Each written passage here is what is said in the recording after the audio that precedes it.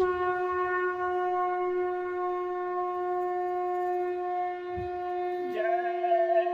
गुरुदेव। जय गुरुदेव।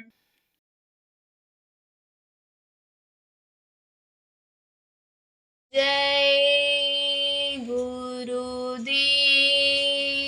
जय गुरुदेव। एक तुम्ही आधार सतगुरु, एक तुम्ही आधार, एक तुम्ही आधार सतगुरु, एक तुम्ही आधार। मिलो ना जब तक तुम जीवन में, मिलो ना जब तक तुम जीवन में, शांति नहीं मिल सकती मन में, शांति नहीं मिल सकती मन में। खोज फिरा संसार सतगुरु, एक तुम्ही आधार।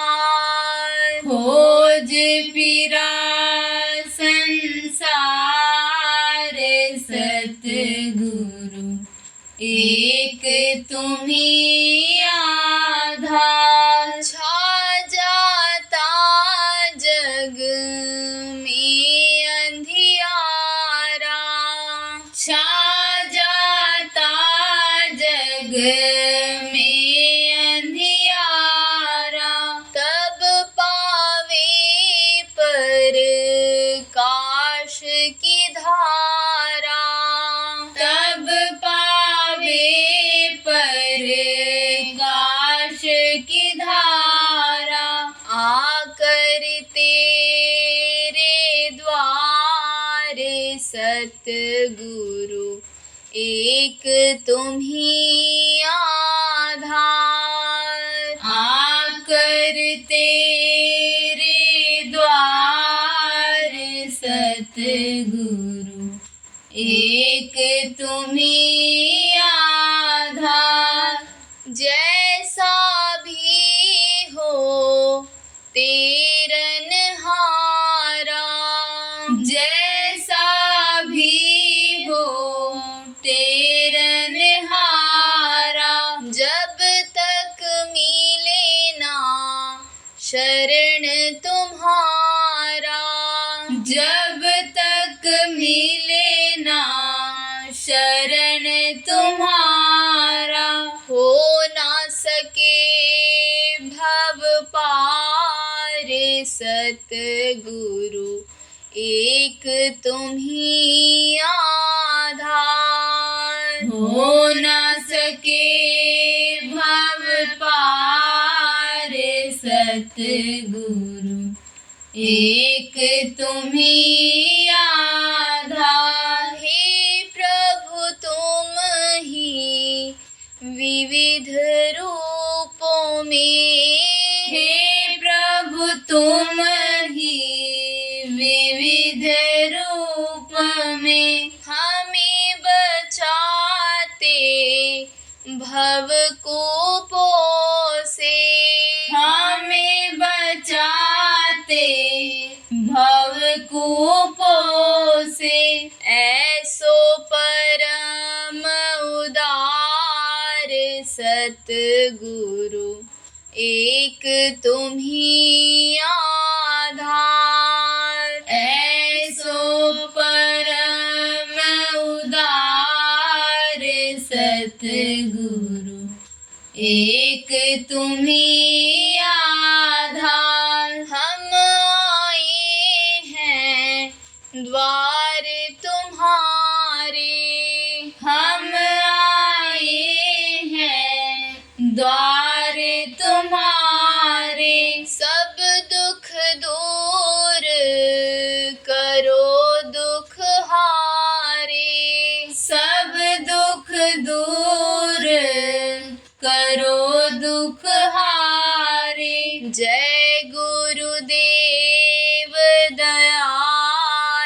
सतगुरु एक तुम ही आधार। जय गुरुदेव दयाल सतगुरु एक तुम ही आधार, एक तुम ही आधार सतगुरु एक तुम ही आधार, एक तुम ही आधार सतगुरु एक तुम ही आधार। जय गुरुदेव, जय गुरुदेव।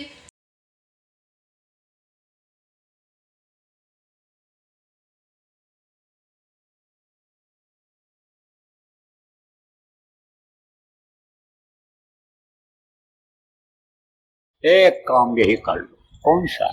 जो गुरु महाराज ने कहा कि सुमिरन ध्यान और भजन बच्चा रोज करो। झाड़ू रोज लगाओ कर्मों की। कर्म किसको कहते हैं? जो भी अच्छा बुरा आप करते हो इस शरीर से, आँख से अच्छा देखते हो बुरा देखते हो, कान से अच्छा सुनते बुरा सुनते हो, आप मुंह से अच्छा बोलते हो अच्छा खराब बोलते हो, तो ये कर्म में बदल जाते हैं। तो ये कुछ जान में भी हो जाते हैं और कुछ अनजान में भी हो जाते हैं। तो कर्मों की झाड़ू लगानी पड़ती है। जैसा घर में गंदगी न इकट्ठा हो झाड़ू लगाया जाता है, ऐसे कर्म जो आ जाए उसका झाड़ू सुबह शाम लगाना चाहिए। रात में भी बुरे कर्म बनते हैं और दिन में भी बन जाते हैं, तो सुबह शाम का नियम बना दिया महात्माओं ने कि इसका झाड़ू लगाओ, कर्मों को साफ करो और उस प्रभु को ध्यान लगाने में याद करो। इस नाम को नाम बता दिया, किस नाम से उसको पुकारोगे तो वो तुमको मिलेगा। भजन के लिए बताया, वह 24 घंटे आ रही है, उसको पकड़ने की जरूरत है। भजन का मतलब क्या होता है? भगना होता है। 1 घंटा के लिए भग जाओ, दुनिया की तरफ से मन को हटा दो, शरीर को भी भूल जाओ, बाल बच्चों को उसके हवाले कर दो। जो सबका दाता है सबको देता है। तो आप ये समझो भाई को, इसको अगर करने लग जाओ सब बात बन जाए। आप यहाँ पर नामदानी लोग बैठे हो, आप गुरु महाराज के भी हो, बाद वाले भी हो, और कहा जाए भाई आप करते हो, कुछ लोग तो करते हैं, नियम से करते हैं, रोज करते हैं, लेकिन कहा जाए कि दिखाई सुनाई कुछ पड़ा, चुप हो जाओ। और ज्यादातर लोग नहीं, ऐसे ही बोलो। जो करते हो रोज करते हो, करना भी चाहिए। गुरु भक्ति किसको कहते हैं? आदेश का पालन करना चाहिए, लेकिन ऐसे ऐसे हाथ लो नहीं। हाँ फिर समझो इक्का दुक्का कोई हो गए जो भी हाथ उठवाया जाए, और नहीं तो शर्मा के भले उठा दो, लेकिन हमको मालूम है जो जितना लोग करते हो। तो अब आप ये समझो यही कहोगे नहीं। पूछा जाए क्यों नहीं दिखाई सुनाई पड़ता है? जैसा बताया गया, जैसा गुरु महाराज ने बताया वैसा करते हो। कहोगे मन ही नहीं रुकता है, और आपने भी कहा मन को नहीं रोकोगे कुछ नहीं होगा, और गुरु महाराज भी कहते थे मन का रोकना जरूरी है। और भी महात्मा कहा करके गए कि मनवा तो 34 फिर या तो सुमिरन न आए। माला अनि करते हैं तो माला अनि समझो मन से लल पड़ी, क्यों फेरत है मुँह, और मन का माला फेर कर, मन का फेर। तो सब लोग यही कह करके गए, तो मन नहीं रुकता है। अब मन क्यों नहीं रुकता है? मन कहाँ जाता है? जिसकी आदत होती है वहां जाता है। खाने में चला जाता है, सोने में चला जाता है, आप ये समझो लड़ाई झगड़ा में चला जाता है, मन खेत में चला जाता है, खलिहान में चला जाता है, दफ्तर में काम करने चला जाता है, और पुरानी बातों को सोचने में चला जाता है। आप ये समझो अभी तो लड़का पढ़ ही रहा है, लेकिन उधर चला जाता है, बढ़िया नौकरी मिलेगी, अच्छा नंबर जब आ जाएगा, अच्छे घर में शादी हो जाएगी लड़की की, और फिर बच्चा पैदा होगा तब उसका नाम क्या रखें?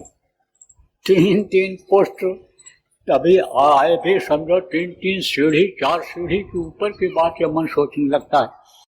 तब समझ लो भाई कि ये हमारे कर्म आ गए। अब इन कर्मों की सफाई करना जरूरी है। तो कर्मों की सफाई धुलाई कैसे होती है? कर्म जिससे इकट्ठा किए जाते हैं, शरीर से ही इकट्ठा होते हैं कर्म। कर्म शरीर से ही आदमी करता है। तो जब सेवा होती है शरीर से तब कर्म करते हैं। और सेवा देखो एक तरह की हमेशा होती नहीं है, अलग अलग तरह की सेवाएं होती हैं। तो जो संत होते हैं, महात्मा होते हैं, वो कर्मों को काटने के लिए सेवा करवाते हैं। जैसे संगत में देखो आप, तरह तरह का आदेश आपके पास आता होगा कि अब ये काम करो, ये काम करो, ये काम करो। कुछ चीजें ऐसी होती हैं कि जिनको करना जरूरी होता है, उसका एक ही नियम बता दिया जाता है। जैसे कुदरत का नियम है, प्रकृति का नियम है, जैसे देश के कुछ ऐसे नियम हैं जो बराबर लागू रखने की जरूरत है, कुछ उसमें बदलते रहते हैं। ऐसे ही बदलने वाला जो है वो तो समय समय पर बदलता रहता है, लेकिन जो नियम है हमेशा रहने वाला, जिससे फायदा होने वाला है, वो तो यह भजन, ध्यान और सुमिरन। सारे कर्म इससे करते हैं। और इनमें जब मन न लगे तो शरीर से, मन से, धन से सेवा की जाती है, क्योंकि इन्हीं तीनों से पाप होता है। तो उसके लिए बता दिया, देखो गुरु महाराज ने ही, कि भटके हुए को रास्ता बताना पूरी का काम होता है। जीव हत्या इतना बड़ा पाप कोई पाप ही नहीं होता है, इसलिए जीवों की जान बचाओ। अब आप ये कहोगे कोई मांसाहारी हो कि भाई हम जीव की हत्या नहीं करते हैं, हम तो पैसा दे करके लाते हैं, खाते हैं। अब अगर आप प्रेमी हो, जो इसमें बैठे हुए हो, मांसाहारी हो, सब लोग मांस खाना बंद कर दो।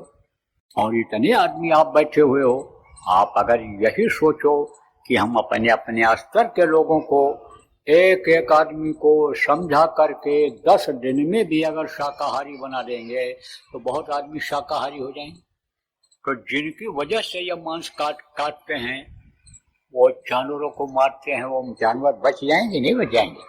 तो जान बचाना बहुत बड़ा पुण्य का काम होता है। तो लोगों को शाकाहारी बनाओ, शाकाहार का प्रचार करो, शाकाहार का फायदा बताओ कि भाई बीमारियों की जड़ क्या है, यही खान पान। देखो शाकाहारी ही भोजन हो, तेज हो, मिर्च मसाले वाला हो, खाते खाते आदमी आप पे समझो बीमार हो जाता है। कुछ चीजें ऐसी हैं कि जो बीमार करती ही करती। जैसे कहा गया, मारा चाहे दुश्मन बिना तीर बिन घाव, वा को ये बताइयो नित उठ अरुई पूरी खाओ।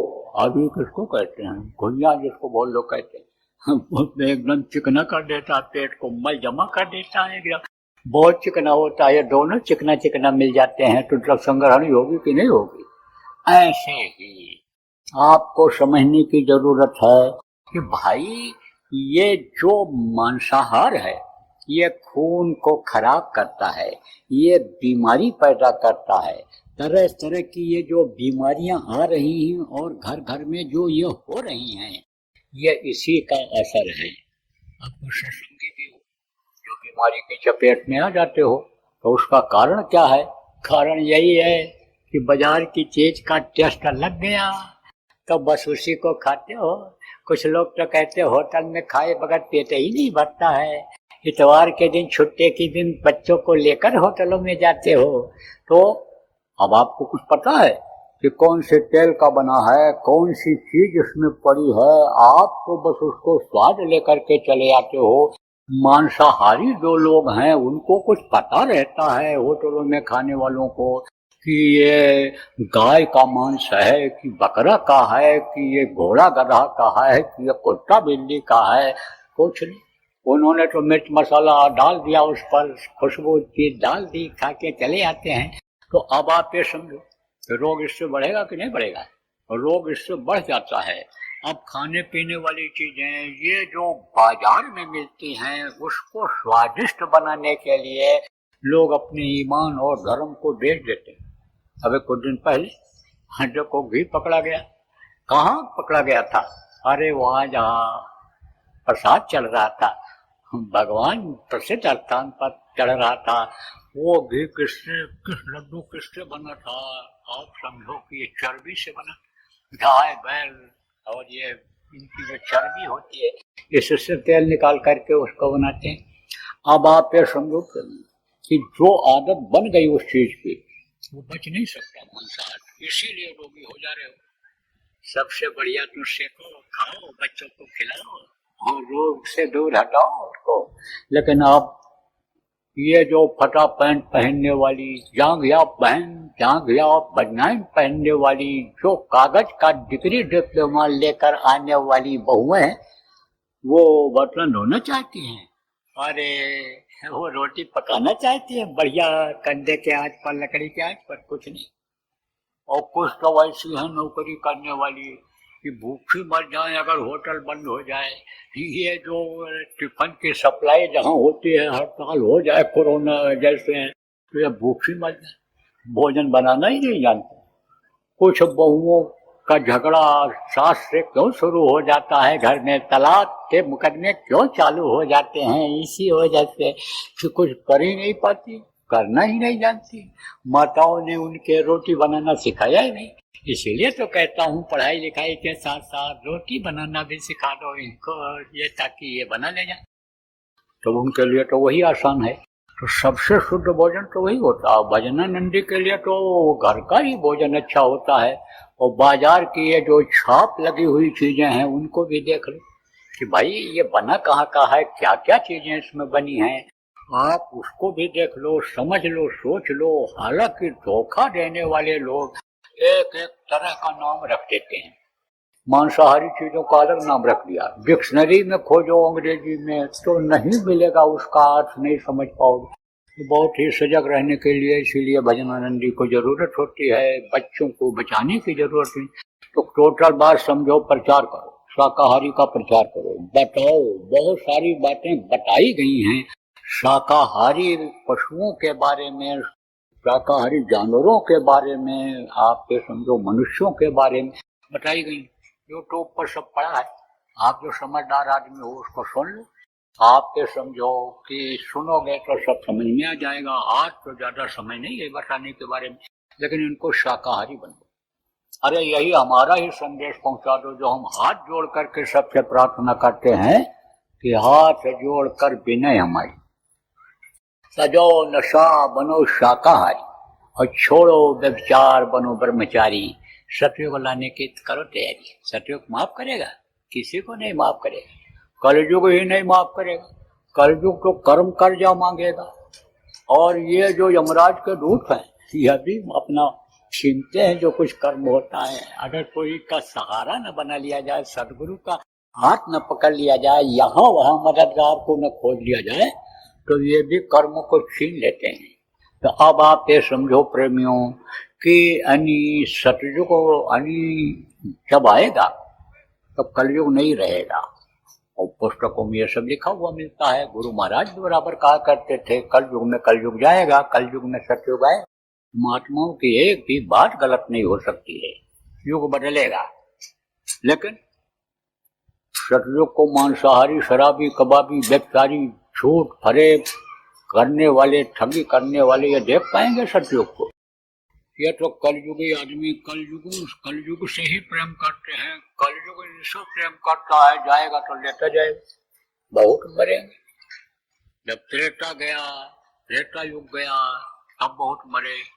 द्वापर जब गया तब बहुत मरे। तो कलयुग जाएगा तो बचेंगे? अब सब मरी जाएं, तो सतयुग देखेगा कौन? इसलिए इनकी जान बचाओ। जान बचाना बड़ा पुण्य का काम होता है। समझाओ भाई, सतयुग देखने के लायक बन जाओ और ब्रह्म में विचरण करने लायक बन जाओ। ब्रह्म में विचरण कौन करता है? कि जो व्यभिचार को छोड़ता है। क्यों?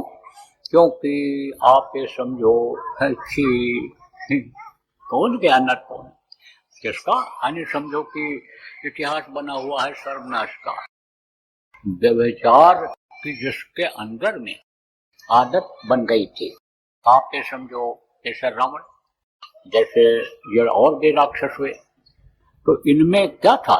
इनके अवगुण को स्पष्ट नहीं किया गया, लेकिन ये सारे अवगुण इसमें थे। का चोरी, जुआ, मस्करी, ब्याज घूस पर नाज, और जो चाहे दीदार को याते बस। आप ये समझो व्यभिचार को छोड़ो तो ब्रह्म में विचरण करने लायक हो जाओगे। तो यह संदेश आप लोगों को दे दो। आप बता दो, बाबा जी आए थे, बाबा ऐसा बता के गए हैं कि सतयुग के लायक बन जाओ। और ब्रह्मचारी का मतलब ये नहीं होता औरत को छोड़ दो, शादी ब्याह न करो। ब्रह्मचारी का मतलब ये होता है एक नारी ब्रह्मचारी और एक आहारी व्रतधारी। तो शादी ब्याह करो, मना नहीं है, किसी को नहीं मना करते हैं, शादी ब्याह करो और बच्चे भी पैदा करो, लेकिन जरूरत ज्यादा नहीं परेशान हो जाओ। अब आपके समझो उतना ही जितना जरूरत है, ये जरूर कहता हूँ। देखो, नामदान दूंगा आपको, गुरु महाराज ने आदेश दिया था कि नए लोगों को नामदान देंगे, लेकिन नामदान लेने के लिए आपको घर नहीं छोड़ना रहेगा, बाल बच्चों को नहीं छोड़ना रहेगा। शादी ब्याह आप करो, जहाँ करते हो वहीं पर करो, लेकिन पढ़ लिख लें बच्चे बच्चियाँ, ये जब बड़े हो जाएं, सयाने हो जाएं, तो देख करके इनका शादी ब्याह आप अपने हिसाब से कर लो।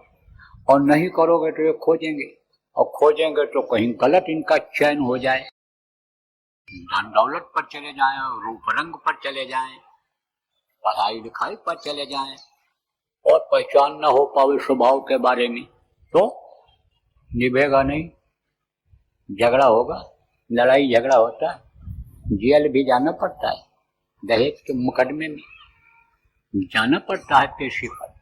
तो ऐसी नौबत ना आवे, पढ़ लिख लें बच्चे, कोई न कोई काम में इनको लगा दो, समय ना बर्बाद हो। कहते हैं खाली दिमाग शैतान का घर होता है। खाली दिमाग आपका रहेगा तो आप कुछ न कुछ सोचोगे, और सोचने में अगर कुछ हो आ गई ऐसी चीज, उसी तरफ चल पड़ोगे तो फंस जाओ। जब खाली बैठोगे तो कहोगे चलो उनके पास कब मारे, बैठे उनके पास, और गलत साथी अगर मिल गया तो गलत काम में फंस जाओगे, बच्चे फंस जाएंगे। इसलिए काम में लगा दो, रोजगार करा दो, दुकान करा दो, कल कारखाना खुलवा दो, लेकिन सिखा करके। और पूंजी है अपने पास, रुपया पैसा अपने पास है तो लगा करके करा दो। दूसरे को पार्टनर मत बनाओ, पार्टनरशिप निभती नहीं है, झगड़ा होता है। तो ये सब बातें बताता रहता हूँ। देखो, इस समय लालच बहुत बढ़ रही है, और लालच में लोग आ जाते हैं, कुछ ठग होते हैं। ठग किसको कहते हैं? मेहनत कम करते हैं और दिमाग से रुपया पैसा कमा लेते हैं, सीखते हैं। जैसे आदमी काम सीखता है, जैसे आदमी अच्छा काम सीखता है, ऐसे वो ठगी सीखते हैं, और ठगों का एक समाज अब बन रहा है। तो पहले तो ऐसा होता था कि जाते थे, कहते थे कि देखो नौकरी लगवा देंगे। अब भी होता है, कहाँ होता है? गांव में।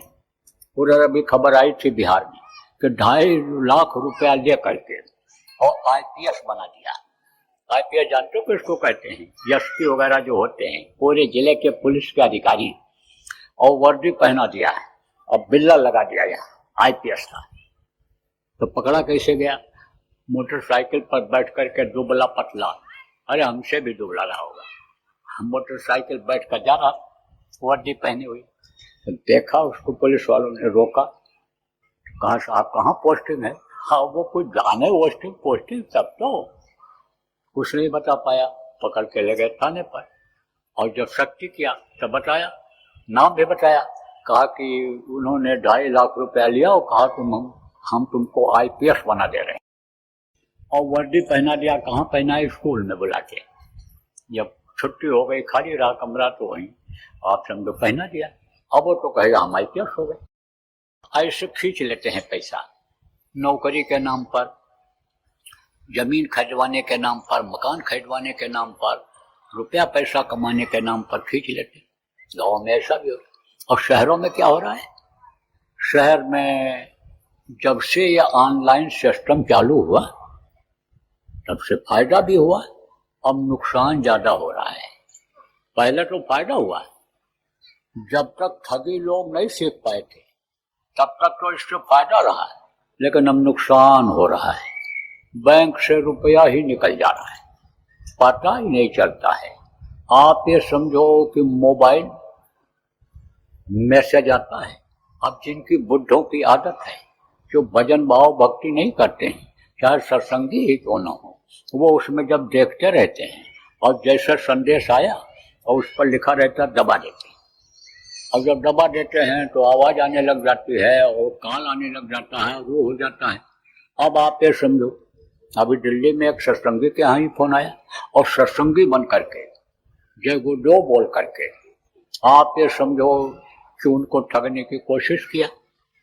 लेकिन जब ये बताया जाता रहा, समझाया जाता रहा कि भाई होशियार रहना, नहीं एक एक गलती से कई लोग ठग जाएंगे। जब यह बात बताया जाता रहा, पहले जानकारी रही, वो बेचारे बच गए। अब यह भी बताया गया कि जय गुरुदेव नाम ये जान का रक्षक है, जय गुरुदेव नाम ये तकलीफों में आराम देने वाला नाम है, सुख और शांति देने वाला नाम है, बिगड़े काम को बनाने वाला नाम है। लेकिन गलत काम में अगर कोई इस्तेमाल करेगा तो वो फेल रहेगा। चोरी चकारी गलत काम करने के लिए जय गुरुदेव नाम बोलेगा तो पकड़ा जाएगा, मार पड़ेगी। ऐसे ही बच गया कौन सत्संगी, किसकी दया से हम तो बच गए साहब दया। सब डोर गए तेरे पास और वो प्रभु को याद करते रहे होंगे। पता चला गुलाबी टोपी लगाए हुए थे, गुलाबी कपड़ा ही बचत कर दिया हो। ये तो वो जाने, गुरु महाराज जाने और आप जानो, ये तो वो जाने। तो कुल मिला करके समझो कि लालच में नहीं पड़ना है और इधर उधर अटन बटन मत दबाओ उसका, ज्यादा कुछ मत देखो। हम ये नहीं कहते हैं कि आप इस बात को समझो नहीं, यानी आप समझो, हम ये नहीं कहते हैं कि मोबाइल न रखो, समाचार न सुनो। आपको मैं ये नहीं कहता हूं कि फोन करने के लिए न रखो, लेकिन जिस चीज को जानो और समझो उसी बटन को दबाओ, उसी को देखो। और आप ये समझो कि इस तरह की कोई बात आवे तो आप उसके लिए होशियार हो जाओ। देखो कहा गया साम दाम दंड और भेद, ये चार चीजें होती हैं। अब इसको विस्तार में बताने का समय नहीं है, लेकिन इसका मतलब मैं बता देता हूँ। एक तो समझा करके, प्यार से, आदर सम्मान दे करके, एक तो आदर दे करके, आदर सम्मान दे करके, एक होता है समझा करके, बता करके, प्यार करके, और एक होता है पैसा देकर खरीद करके काम कराते हैं, और एक होता है दंड, यानी मारपीट करके। तो अब ये साम दाम दंड भेद ये सब अपनाने लगे। तो पहले तो लालच दे रहे थे, अब डरवाने धमकाने लग गए कि पकड़े गए, ये हो गया वो हो गया। तो अब आप ये समझो कि बस इतने में ही होशियार हो जाओ आप, कि आप कहीं ठगों के चक्कर में ना आ जाओ, और लोगों को भी बता दो।